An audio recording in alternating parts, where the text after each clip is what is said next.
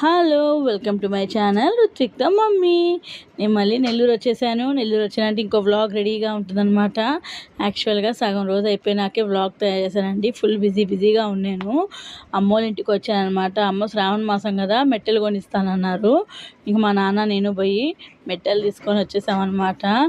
Full busy షెడ్యూల్లో వచ్చాను ఈసారి నెల్లూరుకి. అయితే మా తమ్ముడు వాళ్ళకి రాఖీ కట్టడానికి, తర్వాత మళ్ళీ వచ్చేసి ఈ పనులన్నీ చేసుకుంటూ ఉన్నాను చాలా హడావిడిగా ఉన్నానన్నమాట.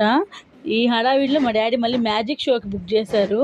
ఆ మ్యాజిక్ షోకి వచ్చేసాము. మ్యాజిక్ షోలో మళ్ళీ చూస్తూ ఉన్నాము. వాళ్ళు వీడియో తీసుకొని లేదండి, అది వాళ్ళు చెప్పక ముందు ఇన్ఫామ్ చేయకముందు చిన్న క్లిప్ తీశాను అనమాట. స్టార్ట్ కాకముందే ఇలా అయితే మ్యాజిక్ షో కూడా ఎంజాయ్ చేసేసాము. చాలా బాగుండింది. ఎప్పుడో చిన్నప్పుడు చూసాను అనమాట.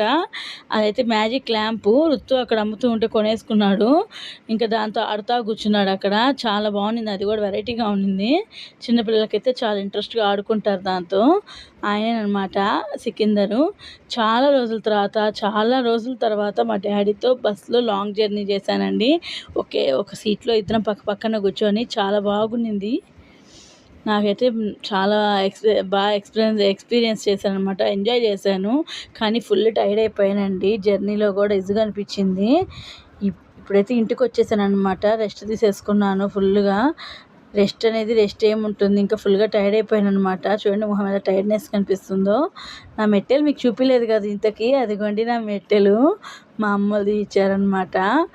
చాలా బాగున్నాయి కదా మా డాడీ సెలెక్షన్. ఎప్పుడు మీ డాడీ సెలెక్షన్ అంటావేంది అని అంటారేమో. సెలెక్షన్ బాగున్నప్పుడు ఎవరు చేస్తే ఏముందండి. అందుకని డాడీ సెలెక్షనే ఇష్టపడతాను. ట్యూషన్ చెప్పాను. ట్యూషన్ చెప్పేశాక ఇంకా పనికి వెళ్ళిపోదామని పనులు చేసుకున్నాను.